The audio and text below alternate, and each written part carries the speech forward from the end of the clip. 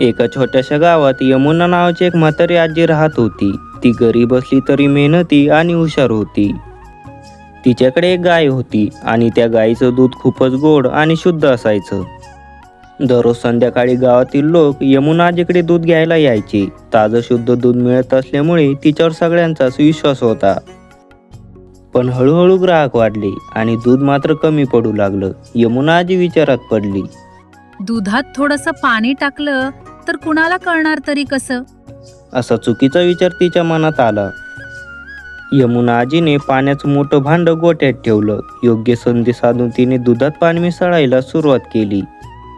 सागर दररोज आजीकडून दूध घ्यायचा, पण आज त्याला काहीतरी वेगळं जाणवलं. आजी आज काहीतरी लपवत आहेत. सागरने पाहिलं, यमुना आजी दुधात काहीतरी मिसळते, पण थेट आरोप करणं सोपं नव्हतं. हे तर पाणी आहे. दुसऱ्या दिवशी सागर एक खास उपकरण घेऊन आला, जे दुधात पाणी आहे की नाही हे सांगू शकत होतं. थांबा आजी, मला आज या दुधाची परीक्षा घेऊ द्या. हे काय करतोयस?